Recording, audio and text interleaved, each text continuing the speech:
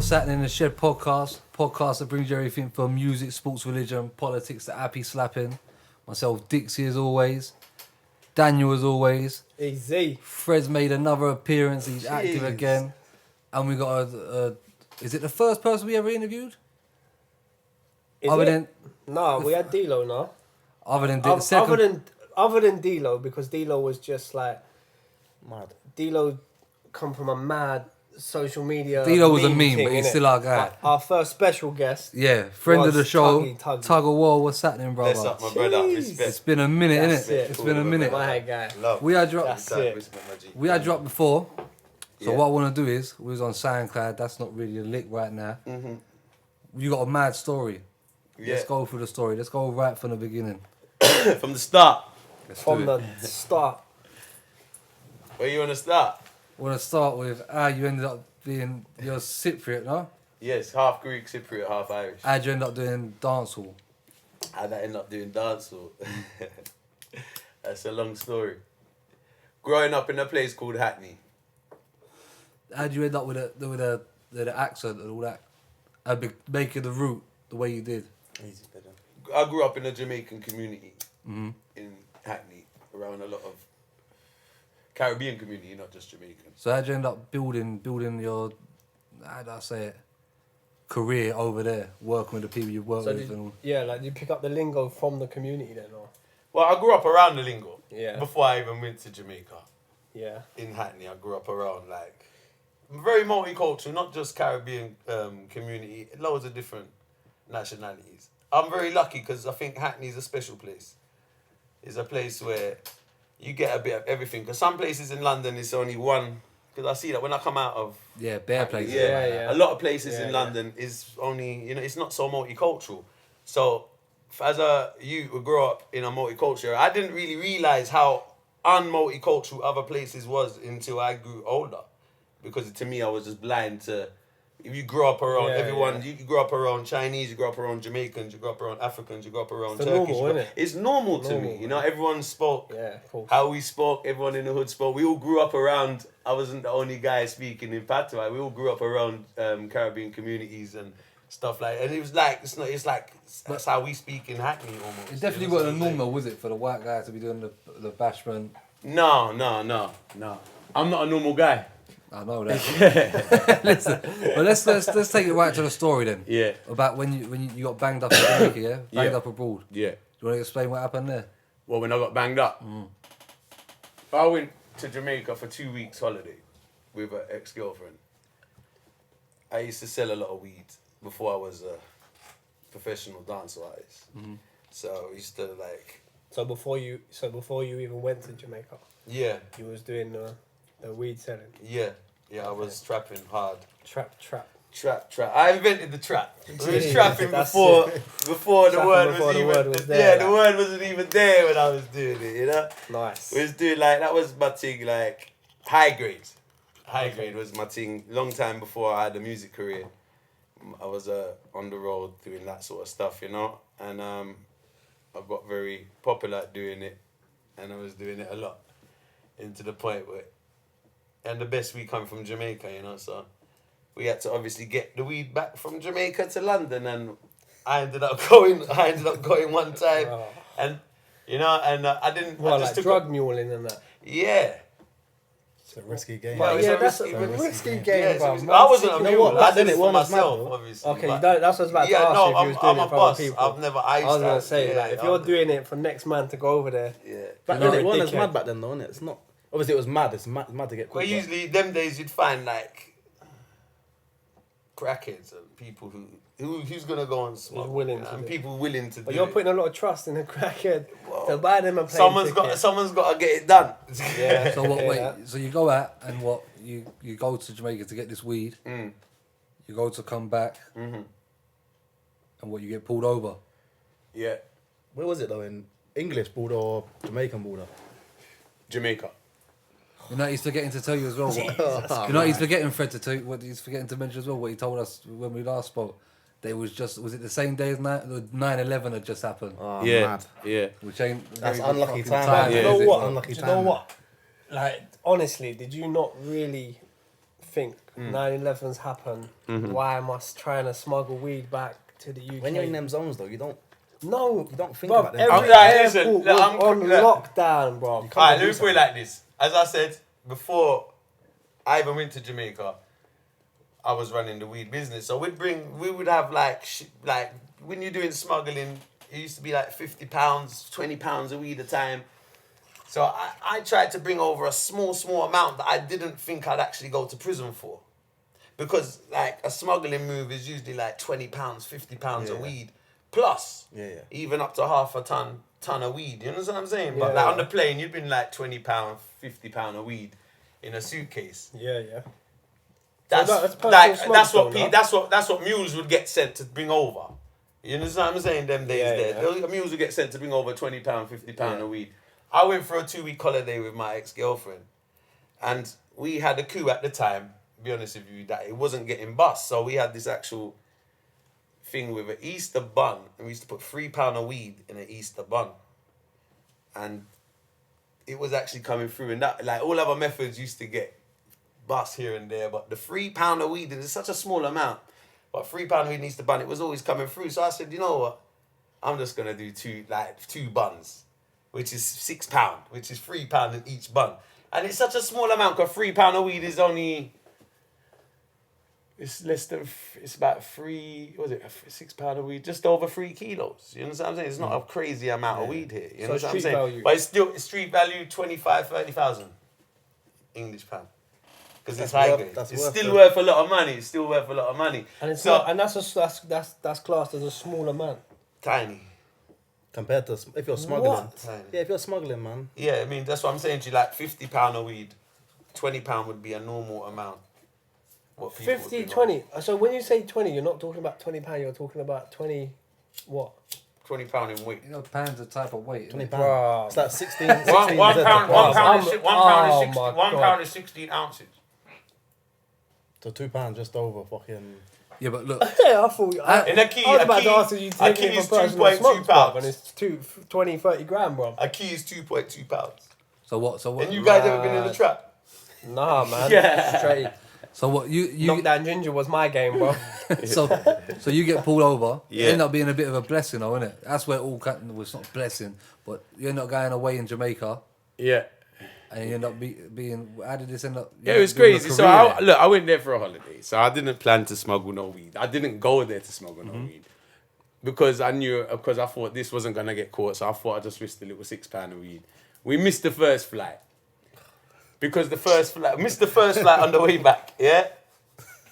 And it's crazy because really, I should never even tried to smuggle from a Mr. First Flight. Well, the reason why we fly, you know, you rethink the whole thing. You're meant to rethink your whole schedule here. 100. Right, I didn't, and I was an idiot as well because 9/11 was 2 months ago, and the first flight. The reason why I missed the first flight because they've upped the security in Norman Manley Airport, Kingston Airport now, that you have to book in 4 hours before your flight. Because of the security being upped around the world in every airport, not just Kingston Airport. Yeah. Because of the 9/11 situation. Mad. So as soon as we got to the door, they wouldn't even let us in the airport. Like, you know, the actual building of the airport. It was the security was that tight. At that. Remember, this is 2 months. Man, I've got the weed in the case. I've got my ex with her. I've got her sister with me. She's got her picnic with me. And like, there's about 4 of us there. I've got the weed in the case. They wouldn't even let us in. They says, "No, your flight." So you got to book in 4 hours before your flight. I said, "What?" And we was 2 hours before the flight because usually the normal time. I wasn't late for the flight. I was 2 hours before the flight, but they said, "No, you got to book in 4 hours before the flight because of the extra security while going." So from then, alarm bells should have rang with me really and said, "Tuggy, don't try to do anything. Go back, dump this weed off, and just fly with I." Do you understand what I'm saying? Really? I mean, like a madman. I don't really hear nothing. So because there's 4 of us that day, and then the sister and the daughter, they decided to stay in Jamaica. So I said, okay, well, we rebooked the tickets, so I had to pay obviously an extra fee to book the tickets again. 2 days later, I stayed for another 2 days and went back again. Did they know you were smuggling it? What do you mean? The people you was with, your brother and her sister. Did they know that you was taking stuff back? Only my girl, my ex. At the time. Okay. Yeah. Was she flying back with you as well when you got caught? Yeah. Oh, Jesus Christ, man. Yeah. Didn't she tell you, like, you shouldn't do it? Nah, she was the opposite. Oh, It's like, Jesus. She was thinking of the 20 bags. no, bro. she was like, it wasn't even that I want to do it. She was like, oh, I'll take the blame if we get caught. I was like, shut the fuck up, you ain't taking no blame. Do you understand what I'm saying? It's your own fault. You should let her take the blame. No, listen to this now. Yes, Listen to well, this. you know. So the whole reason why we got, I tell you the story now. So we've gone into the airport 2 days later. I had to actually rebook the tickets because there's no internet at them times. This is 2002. So I've gone into the airport 2 days later, gone up to the fucking, the desk to rebook the tickets. You got to spend £50 each per ticket to rebook, extra £50 each to rebook the ticket, whatever. So I paid the thing and I look at her face because on the way in the cab, she was smoking the cigarettes really fast because she was confident about the whole move before that. Well, on the way in the cab, I could see these cigarettes. I saw one cigarette go. I was like, I'm just there in the cab like that and I see bare cigarettes, one after the other burning. So I says, That's a sore throat. I see it. You're fretting. I can see straight away I fret. So by the time we get to the the airport, now I've gone up to the counter and rebooked the tickets and I looked at her face again. I could see she's looking nervous. But I'm like, it's too late though. I'm there and I've got to crack on now. So I'm keeping my cool. I'm like, alright. So I'm there, cracked on with it. Gone in, walked into the they put up your search. They got to search your cases now. So they pull up the case and they start searching the case. And there's 3 suitcases. You've got 2 cases of clothes and 1 case of food. The clothes ain't got the weed in it. The weed's in the case of the food. So in the food now, I've got like sugar cane, June plum, oranges, buns, the Easter bun with the weed in it. What's an Easter bun, by the way? Easter bun is like it's a spice bun. You don't know what a Don't spice even one know is, what a yeah. fucking spice Have you ever heard of bun and cheese in Jamaica? Have you heard of Cool bun and cheese? C8, bro. I know what you're talking about. Alright, have you never had a spice bun in a bakery? Nah, man. Alright, it's like a bun, like It's got like currants in it. currant, like a hot cross bun. Raisins and Yeah, shit. like a hot cross. You've heard of hot cross bun, right? Yeah, yeah. Well, it's not a hot cross bun, but it's a similar kind of thing in a bun format. It looked like a loaf, but it's kind of a cake, and it's a spice bun they call it. So what? It's really nice actually. Alright, go on. Continue, because I want Yeah. a Anyway. question on the spice bun. Yeah. So I got spice buns in the case and this and all that sort of all smelly stuff to throw the weed smell off, even though the weed. You understand what I'm saying? So I got loads of stuff in there.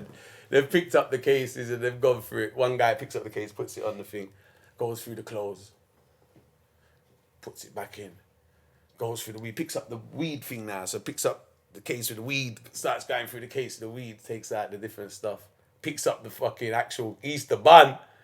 I'm looking at him with the weed in his hand now, and he's put it to the side, and I'm like, and he put it back in the case, and I'm like, yeah, got it, Yeah. coming, you get me? Seriously. You know what it is? I'll be more paranoid when it touches England side. Like, It's No, I was less paranoid about England because, already been checked, innit? yeah. Because you've already gone through half the check. Yeah. So you've got a problem. There's But still then a you're possibility. pissed. You're pissed if you go to England and then you get caught. You're going to feel like a... I'd rather go to English jail than Jamaican. Right. That's right. Trust me. Yeah, believe true, me. true. Let's talk about that. Right. Through that. Nah, so that's what happened. So that's it. He searches it, he puts it back in, he zips up the case. I'm in the queue. I think I'm jumping on the plane. 2 minutes later, one woman about 50, 60 years old, she looked like a detective because she had a bit of a higher, like she had one of them hats on and she looked like she was a bit higher up in the force or something. And she come and tapped me on my shoulder and I looked around and she said, excuse me. And I says, yeah. So I want to search your cases again. And I says, Myth. excuse me. He says, okay, but the gentleman here, he's just searched my cases. My cases have just been searched. And she says, I know. I want to search them again. But this time, The heart minute- palpitations are going mad. Like the minute she's tapped me on my shoulder and asked me to search the cases again, I was thinking, what the fuck's this about? And then she wants to search them again. And then I told her they've been searched. She says, I know, I want to search them myself. I'm saying, what the fuck? Like, so she picks them up and she starts searching that. And she's got, you know what ice pick is? No. All right, ice pick is something you mash up ice with. Like you got a block like of ice, pick. All right, cool. and you block up the ice Yeah. to make ice cubes to put in the drink, right? It's called an ice pick, and it's long. It's like a long dagger sort of thing. And she's got one of them, and she's digging in everything in the clothes, and she's picking up the clothes. And she starts with the clothes now, and she's going in. She's got ice pick going in the socks, the shoes, the shirt. Like all my clothes are getting juked up, and the way she's searching the clothes, I'm thinking I ain't got a chance here. I'm fucked. So she's finished. So she's done with that. She's nearly mashed up all my clothes. She picks up the fucking food, the case of the food now. Oranges. It's all smashing. I swear, fam. Yo, the girl got hard. Oranges. Bang. This dang. Like she gets to the weed now. She picks up the Easter bun, and she goes with the ice pick. Chomp! Everything else was just busting and going. When she got into the weed, it juked and it stuck. It went, and she went, and I'm like, and she's struggling to get it out now because it's stuck because the weed gummy. And she pulled it out and the weed starts coming out of it. And I'm looking and she goes like that. She goes,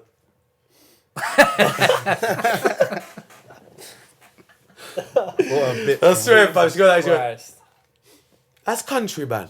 You're under arrest. Yo, the airport, ram, you know, brother. Ram, pantomime in there, man. Big pantomime. Big, shame like dog. Every show. That's low. Brother. That's The low. whole airport, ram. Shame like dog. If I walk me to the airport, I just got my head down.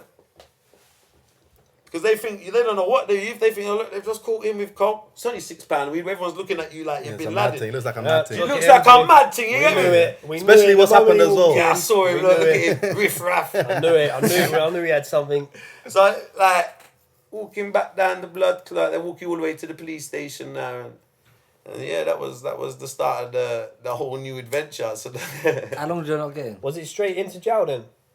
No, they let him say, go have a 2-week holiday, then after that, No, come back and we'll but- bang you up then. But here, Okay, if no. you get caught like that, you're gonna be putting bail on that now. I don't know, man. No, I not think for drugs No? at an airport. Smuggling. No You're saying straight way. in. They put- Yeah. nah, put you straight in can a get hold, bail. innit? You can get bail for smuggling over here. They put Can't you in a get hold, bail, though. innit? They put you straight into a hold and do a So that's mad my thing. point. You can get bail, innit? Alright, so how long did you get? A year. A year. 1 year. And so you went to Jamaica. What jail did you go to?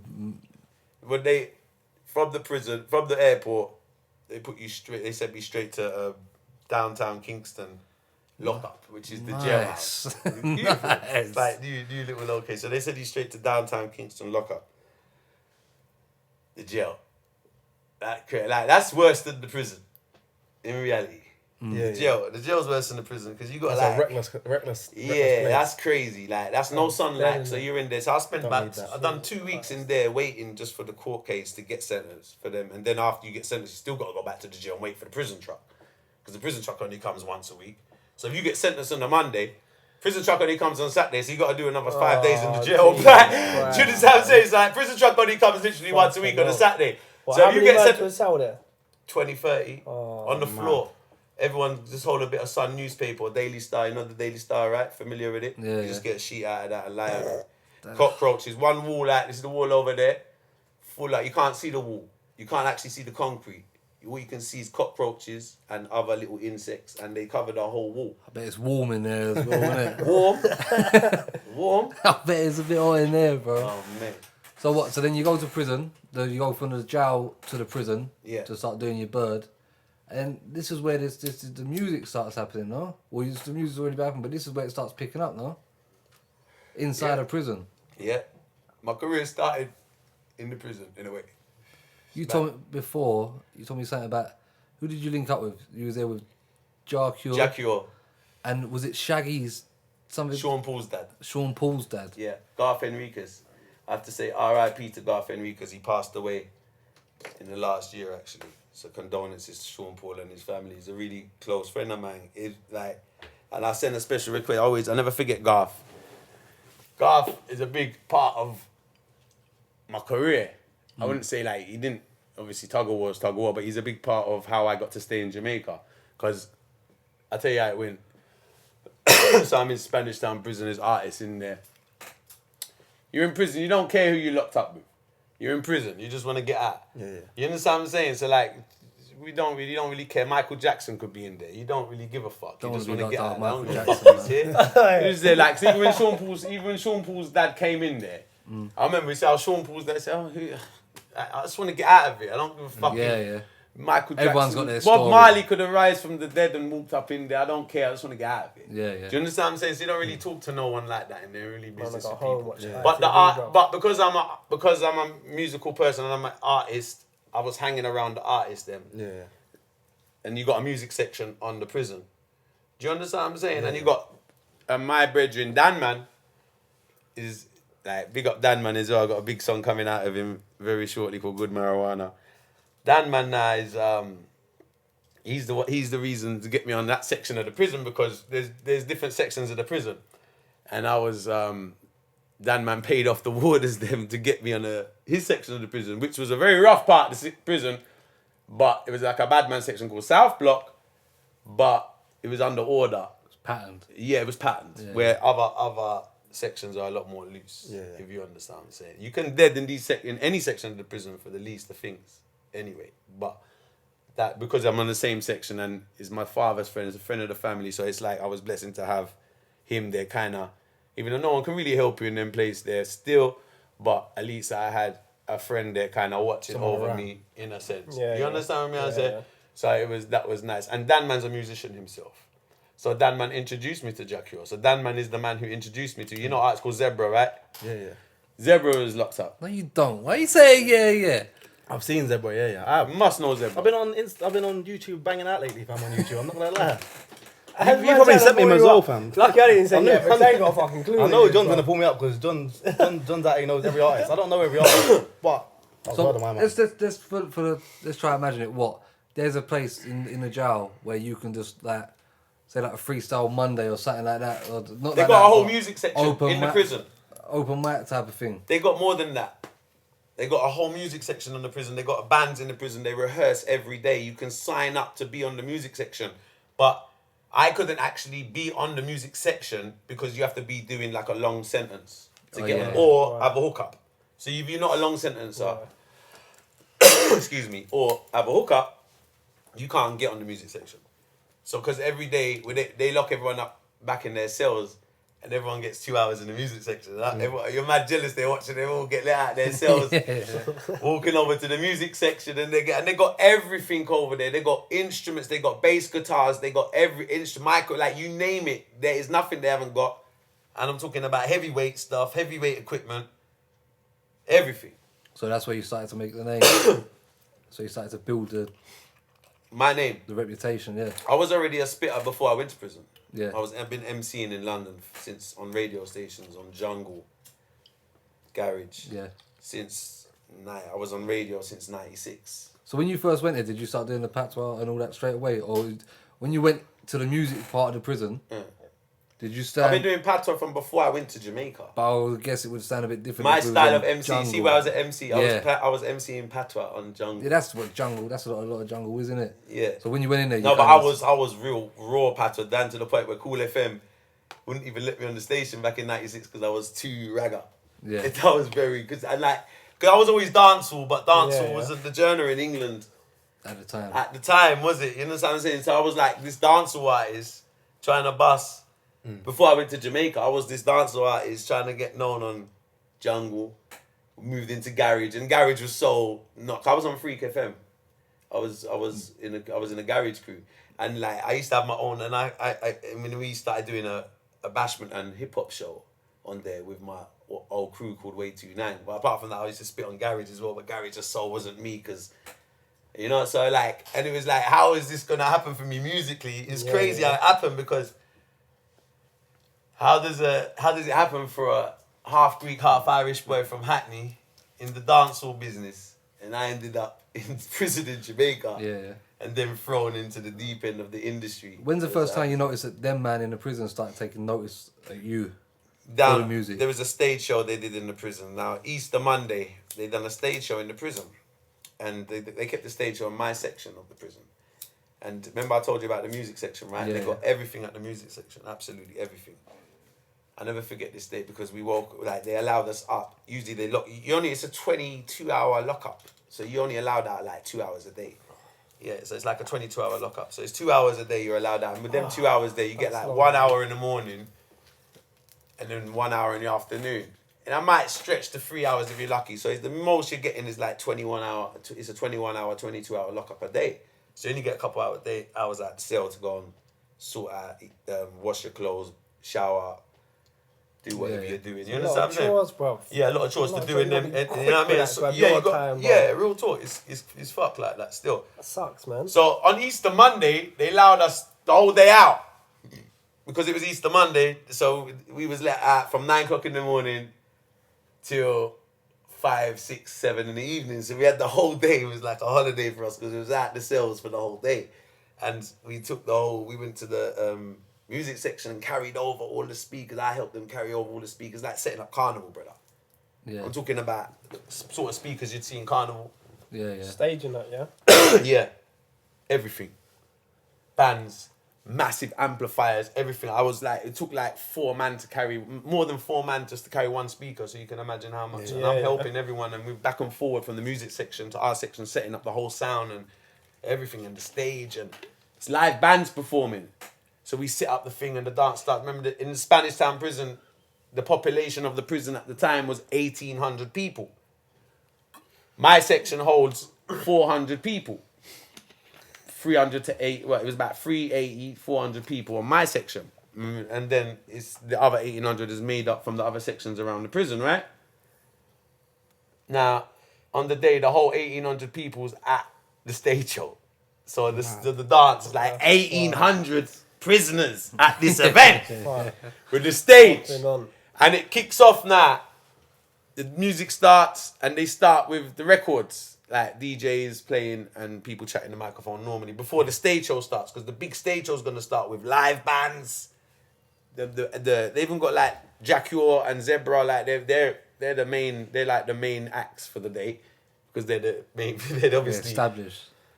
They're the biggest artists in the prison, and they're the song together as well. So they were gonna perform that, and Jaguar done his set, and Zebra does his set, and the bands do their thing, and it was crazy. So I performed early with the record segment, but not everyone was there yet, because the main attractant is the actual bands. So I remember Jaguar. So I'm on the stage because I'm part of the artist crew, so to speak, at the time. So I'm on the stage watching, I'm backstage, like side stage, watching Zebra and Jaguar do their thing. And the man there, and then I see the one Bob Marley rhythm, Creeper. No, Natural Mystic. I call it the Creeper, that rhythm. There's a natural mystic flowing through the air.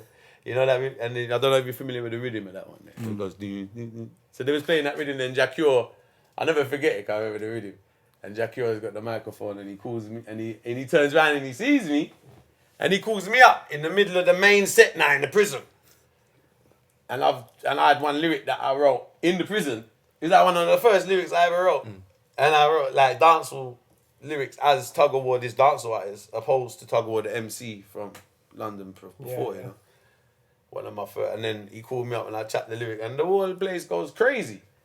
The whole 1,800 people go absolutely mad. Now, I tell you where Sean Paul's father drops into the situation now. Garth Enriquez, he's on the other side of the prison washing his plates. He wasn't interested in the stage show, because what you do with the little time when you're out, you just go wash your plates or whatever, do your washing. So he's at this little water fountain where they wash their plates and cutlery or whatever, yeah. And there's people going mad, running around the prison saying, yo, the white man, I mash up the place. The white man, I mash up the prison. The white man, I mash up the stage. Yo, the white man, I mash up the place. So, like, I'm not the only white man in the prison. Yeah. So, like, Garth said, which white man? Which white man's mashing up the prison? Which one's mashing up the stage? So he drops his plates, and it's quite a run from where we wash your plates all the way to the stage. I know that the stage it's not that close. Yeah. So he's dropped his plates, he's left his plates, and he's run to the stage to see which white guy is, like, because they're all going mad saying the white man's mashing up the stage. So he's run to see which white guy it is. Saw it's me. After the stage show now, I'm locked up in my cell, and he walks past my cell, because he's like opposite my cell. He's 5 cells away from me. He's on the same floor as me. He's just opposite, just down there. He was locked up 6 weeks he's only doing 6 weeks for driving on a suspended license. And he walks past the cell, and that's the first time me and him ever talked. Because like what I said, he was there for like a couple of weeks already, but I never talked to him. Like what I said, I don't care who you are. It's prison. I don't care. We don't talk to people like that in prison. So it's like he comes up to my cell after and says, "Yo, my lover, you mash up the place. You know, you're bad." This is rare, and that's where we started talking. And starts telling me I remind him of his son and all of this. It sounded like prison talk to begin with, because you got a thing called prison talk. Everyone can just talk shit in prison. Yeah. It's like Motherfuckers just want to get out of there, man. I'm telling you, it's like, you know, man that go prison, they're like, yeah, when I come out, I'm gonna get a job. Man's gonna do this, and they come out and same old shit back into jail. That's prison talk now. So it's like prison talk to me. So I thought, all right, cool. So he actually starts checking for me, and he's getting released now, because he gets released before me, because remember, he's only doing 6 weeks on a suspended license. But he come towards the end of my sentence, so he got released 2 weeks before I get released. And fucking, he's after the stage show. We start talking more. We start becoming friends in the prison, getting to know each other's situation. I was telling him at the time I wasn't even in contact with the embassy, so I didn't know I was even getting back to England. I had a situation going on in Jamaica already and crazy shit. And he was like, "Oh, you should stay in Jamaica to do your music and all of that." And I'm like, "Well, I'm British. They're gonna deport me." You know what I mean? Because I got nicked over here. I've got a British passport. They're gonna deport me back. He's saying, "No, I got this brethren called Roy Francis, and we know some immigration, and we'll sort it out." And I thought, well, sounds nice, cool. So he gets released. So he's a Rasta man in my cell called Micos, and he had a telephone. So we give him the number. So he says he's gonna phone me. So he gets released, and he says he's gonna phone me. I don't think he's gonna phone me. Even my cellmates are like, "He ain't gonna phone you." Even my brethren in the cell is like, "Him not call you." Like seriously, my brethren, like the guys, my cellmates at times like, "Prison talk that man. Him not call you." So a good few days went, and there was no call. And then by a week went, and he called. And I was like, "Fuck!" And they was all surprised. It was like, "Hey, he called." And he put Sean on the phone to me. At the time, Sean didn't even bust it. Give Me the Light didn't come out yet. Sean's biggest tune at the moment was the one Infiltrate and Deport Them. Like Give Me the Light didn't come out yet. Yeah. So it wasn't the international Sean Paul we know now. It's 2002. So I was speaking to Sean, and I spoke to his brother Jason, and Garth says, "Yeah, he's going to arrange with the immigration to make me stay over here to work on my music." And I said, "Wicked." And he actually did it. He did it. So I stayed in Jamaica because of Garth Enriquez. So if it wasn't for Garth Enriquez, I wouldn't have got a chance to stay in Jamaica, because even though I had a lot of Jamaican links, no one was really trying to do that for me. That's a lot as well for Sean Paul and that to. He really believed in me. When them man ain't even heard nothing. He really believed. They must have believed what their dad was telling. He must have put in a good word, bro. No, who? Garth, the old man, yeah. He saw what I did in the prison, and it really. He saw something in me from the stage show in the prison. Like literally, he saw something in me from the stage show in the prison, bro. Like. So what do? You come out and you just start putting in the work to start doing the shows and. So you stayed like the extended in Jamaica. You stayed there, yeah. Yeah. So what we overstayed. Start doing the shows. What's the first show you do when you come out? Shit. Alright. Now this is another thing, Garth, because like the guy believed in me so much, he became like my manager as I came out. Like I don't know anyone in the music business. Like remember, I don't know anybody like that. So he became kind of my manager. So he's like taking me round to the studio called Mixing Lab, which was one of the biggest studios in Kingston at the time. Introduced me to the owner of the studio called Roy Francis. I recorded my first song in that studio. You get what I'm saying? And then fucking started meeting all the artists from that studio there. You see me? And then he took me to my first ever show. I performed that in a club called Asylum. Artist called Black Rat, who ended up getting shot 2 weeks after his birthday party. Black Rat had a birthday party in a club called Asylum, which is the same club in Shotters. You know, you watch the film Shotters where they shoot the man. That's that same club there. So he takes me to that club. Black Rat's having his birthday party at that club, and Sean Paul's dad takes me. I don't know anybody at the time. And he takes me up onto the stage and taps Black Rat on the shoulder in the middle of his performance and says, "Oh, I got this, my brethren, I want you to put him on the mic," and got me on the mic like that. That was the first time I chatted the microphone. Mad. And then out of prison, apart from prison performance, it was the first time I chatted the microphone. Then come back to the studio, and then I'm just hanging around the studio, and I recorded a song on a rhythm that was produced for Sly and Robbie, because Roy Fines was a big producer, and I was hanging around a big studio, and all of the artists was there, but I don't beg for with people, so I'm seeing everyone, and I'm seeing that Elephant Man, I'm seeing enough of my idols that I grew up listening to. Yeah. Like Bounty Killer, Beanie Man, this one's pulling out, and I'm seeing them, and I'm like, yeah, this is definitely the right place, the place to be. Yeah. You know what I'm saying? I'm starting to see how the industry's working, and I'm meeting the producers and things like that, you know? And Lexus is the first artist to actually take up on me. Mr. Lex. Mr. Lex. We got my brother, Mr. Lex. So like, I'll just be hanging around the studio every day, and at this point, I only know. I met Sean first. Sean was the first artist I met, obviously through Garth. Sean was busy doing the Dirty Rock album, so he was very busy at the time. Was that his debut album? Yeah. That's the album, though, That was isn't it? the album that that's bust the him. one with Yeah, that was the album. So he was just in the process of wrapping it up when I met Sean. So Sean was very busy. We didn't get a chance to kick it that much. You know what I mean? He was very busy doing his own thing, so me and Sean didn't get to vibe like that. You understand? I ended up spending a bit more time with his brother. Do you get what I'm saying? So it was like, and Garth, obviously. And me and Garth ended up even living together. He was like managing me, so we had this like, he had a bedroom with a 7-bedroom house, and we'd all have a room in there, and he was showing me the whole of Jamaica and everything. So not only did he show me the music business, but he showed me like everywhere. Like, so we came out of prison. So prison's like, it was nice to like come out of prison. I would have thought so.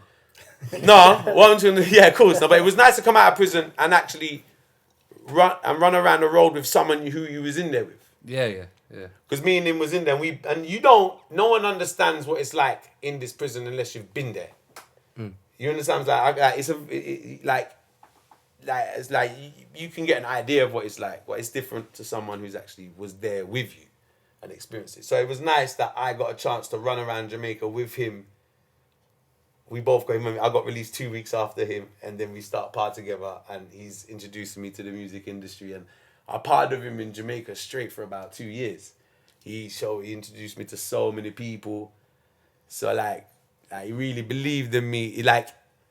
He would believe in me more than Sean. Like, people would think I was his son more than Sean. The way he was put it, like, even like people was seeing like he was really, really believing in me and was introducing me and trying to make it happen for me as much as he could. Where did you start coming on to everyone else's radar? all them artists you spoke about being around the studio with. When did you start coming on to them man's radar and like vibes and all them man? In no time. Like, as soon as I got in the studio, within weeks I became friends with Mr. Lex, and then within a month after meeting Lex, I was friends with the whole industry. Lex was like the next step to me, because Lex has introduced me to. Garth didn't know the industry like Lex, because Lex is an artist. Garth knows the road and the producers, and he showed me like as much as he could show me. You know what I'm saying? He's not even in the music business, is he? He just knows a lot about it. You know what I'm saying? And he's got friends, so he could just do what he could do for me. Lexus was the man to really put me on the platform. So how'd you end up on stage? Was it Vibes Lexus Cartel? is the man. Like, you see where I said Garth got me on stage the first time? That wasn't my proper introduction. Lexus gave my proper introduction. That was the first time I chatted Mike out of prison. But the first introduction was when Lexus met me for the first time, and I was just chilling in that same studio mixing lab, and I'll be just sitting by myself, smoking a spliff, sitting on the curb. I remember, and he came up to me and he heard the song I did on the rhythm I recorded, because he went on the rhythm as well. So he had a song on the rhythm, so he's listened to all the artists on the rhythm, and he heard my song, and he liked it. So he come up to me in the studio and he says, I heard your song on the Macca rhythm, it sounds bad, and he said, I've got one rhythm I want you to voice on, he says to me. And Mr. Lex at the time, it's one of like artists I'm listening to before I even went to Jamaica, so it's kind of an idol as well. So it's like one of my idols coming up to me now, asking, do I want to record on his rhythm? I'm like, hell fucking yeah. Of course I want to fucking Of course I record fucking want to record. So I'm like, yeah, of course, when can I do it? Where's the rhythm? He says, come. He said, what are you doing now? He says. He says, I says, nothing. He says, come roll with me. So from there, I jump in his Jeep. And that same night, he takes me to a stage show downtown Kingston. Stone Love's playing, calls me up on stage. And from that day, we never looked back. He was a very popular, he was a hot artist at the time. Lexus was the equivalent of Vybz Kartel at that point. Because he was like one of the youngest, hottest artists in Jamaica. 2002, Lexus was hot, so he had a lot of bookings, a lot of things. So he was, and every show he went to, he took me. So he was like picking me up. I wasn't even driving at the time, so he'd pick me up at my hotel or wherever I was staying, or like from the apartment or wherever, the house. And every night, take me to the venue, put me on stage. Sometimes we're doing like 3, 4. I remember doing like 4 or 5 shows in one night. We'll be doing 5 shows a night, 7 days a week. That's a lot, man. And he's putting me on stage every time he's going on. He's putting me on stage. So he got, and the whole of Jamaica got to know me in no time. The whole of Jamaica. I haven't even recorded a song, and people know my lyrics. Yeah, yeah. You get me? Because of Lexus. That's a How did movie you though. get the That's call a up move, to Sting? Because you see Sting, I don't know if everyone knows. So I think Sting is like Glastonbury, isn't it? Yeah. Sting is like the biggest, well, to me, it's one of the biggest fucking things. How did you get the call up for that? It wasn't the booking. You can't get called up on that. You got to be officially booked on that one. That was just the whole run after me running around Jamaica with Lexus doing X amount of stage shows.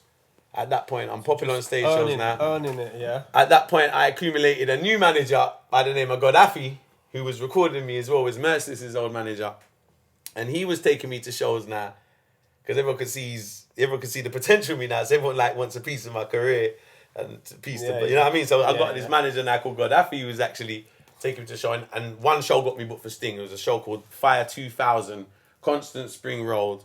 About 5,000 people. It was a Rasta show. So Sizzler was on it, Anthony B, Caperton, and it was like 5,000 plus people there. It was Ram, and Gaddafi got me on the lineup, and I went on performed. And that same day was election time, and I wrote the song called "Mina Banya But Me Anya," requested the farmer because the guy who died the other day for the Labour Party in Jamaica. What's his name again? Not Michael Manley again. What's his name again? Edward Siaga. Edward Siaga at the time was making a speech on the radio. So I'm driving around with my ex-manager, Gaddafi, the guy who was managing me at the time, Gaddafi.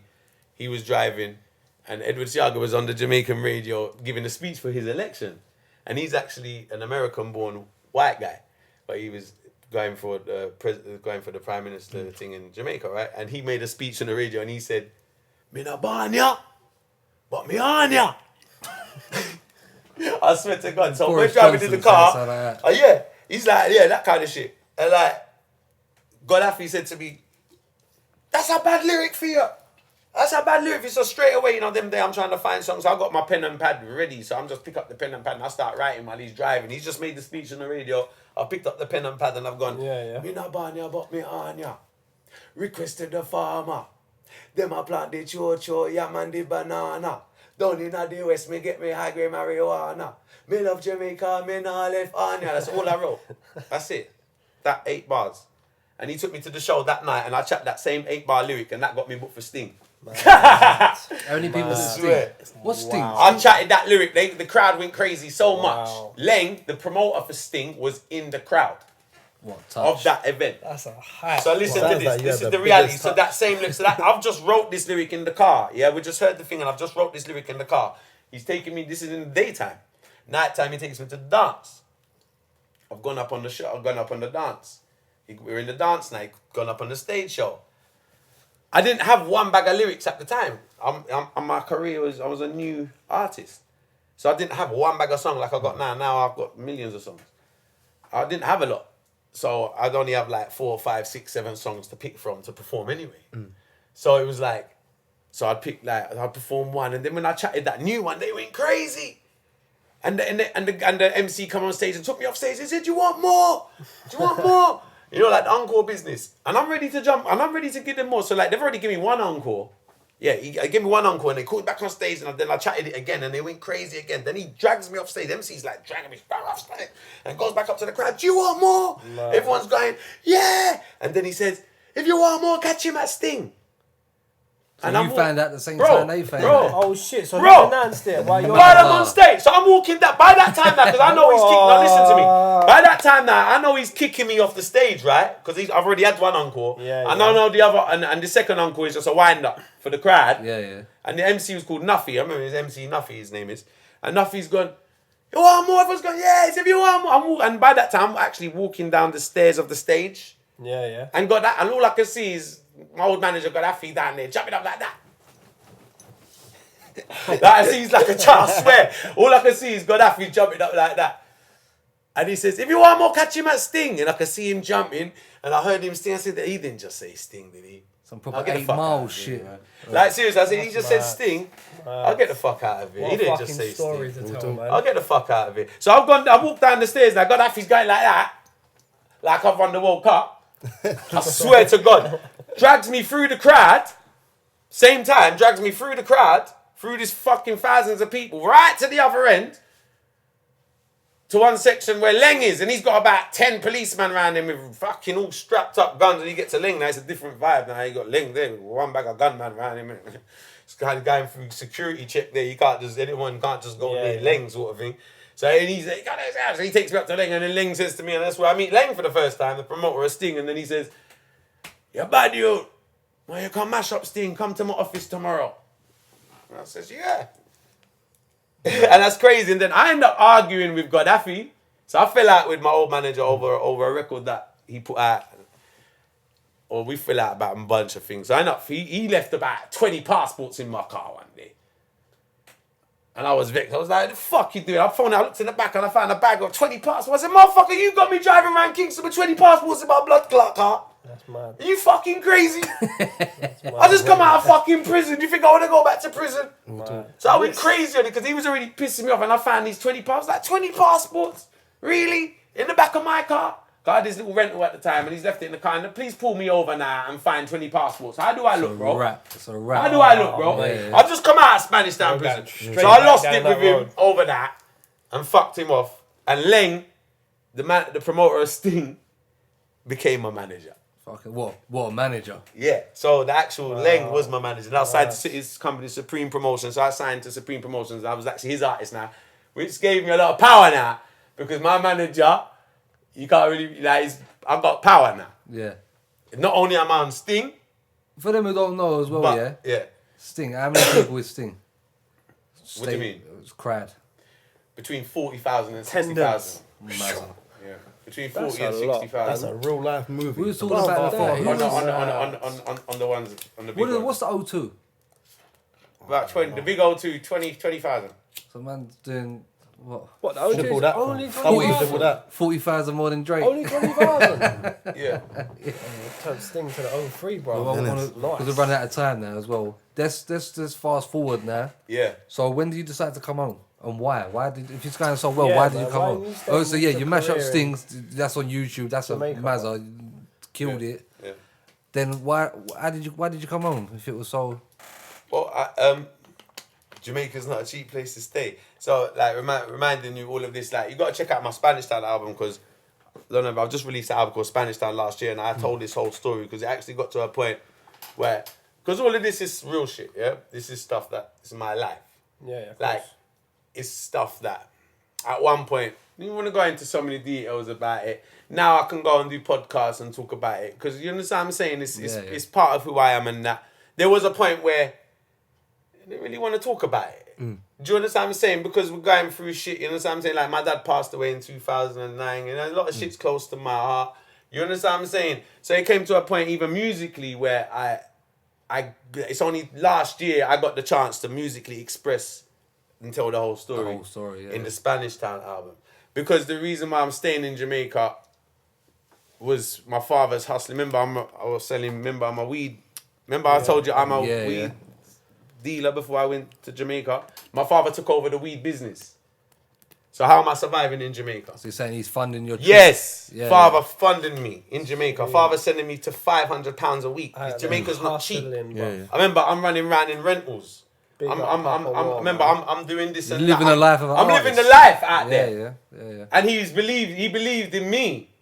When he was- saw the was Sting he not poster, making because like money my though? dad don't know, sorry to cut you, my dad don't know nothing about dancehall and reggae music. Yeah.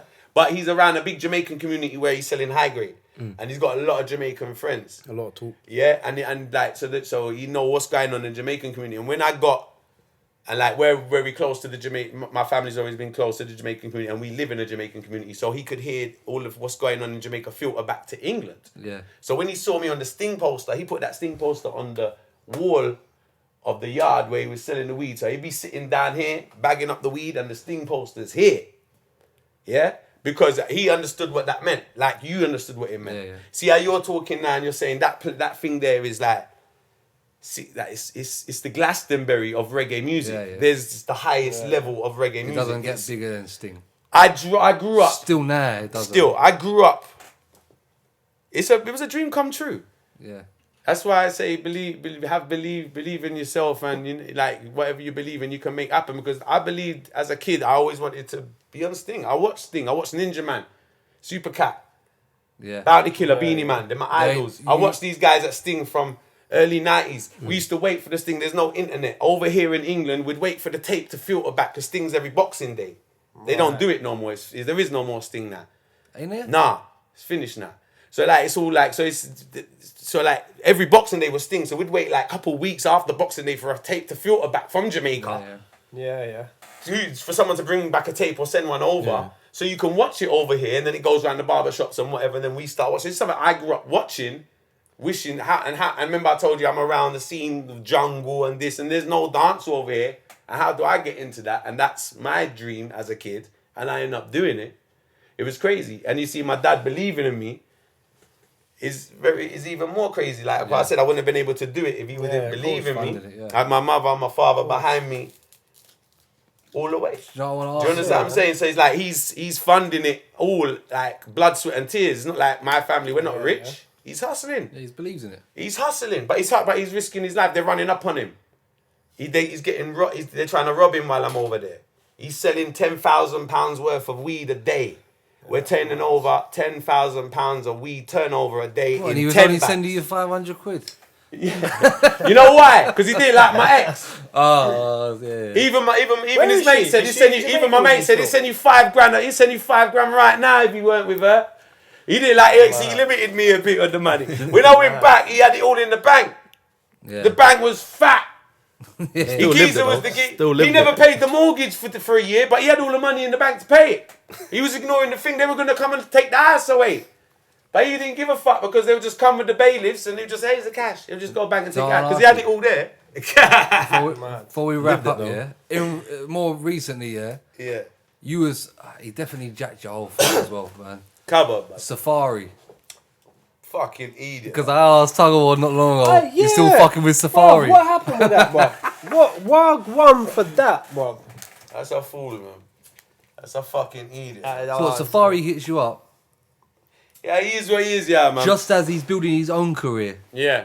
I didn't know, and it's funny with him because I didn't know anything about him before he hit me up and he pirated my lyrics. The Go Suck Your Mother one. Yeah, and a lyric off of a dancehall track. One of my dancehall songs. And he chatted it on his Instagram and said, go suck your mother in it as well. Exactly, my whole lyric. Word for word. I was like, fuck you know, you learn the whole song like it takes me years to learn people's songs. Like for me to learn them other that, it's people's songs I've listened to for years. And I couldn't speak you it because I would need to learn it. So I was like, fuck, you know, you spat that, you learnt that quick. Man spat the whole 16 and said, and he reached out. I didn't know anything about him. He's got some major records under his belt though. With Nicki Minaj, no? Does a lot of the writing. Did a lot of the writing on the Pink And that's what he was married to. He was Nicki No, Minaj's I know he fella. was with her, but I didn't know he was writing But her anyway, shit, bro. Nah, I don't think he was writing that much. What happened there though? Because I was seeing cosigns, I was seeing man. talks about every. No, Nicky actually, he got blown up about that because he started going and like Nicky owes him money for the writing and she don't owe him shit. But what happened with you? Because Yeah, I see you with proper your cosign. heavy with each other. With your cosign. You stopped after you see him twerking, innit? In that Yeah, video, innit? exactly. Is that really what happened? Exactly. I stopped fucking with him when I saw him twerking.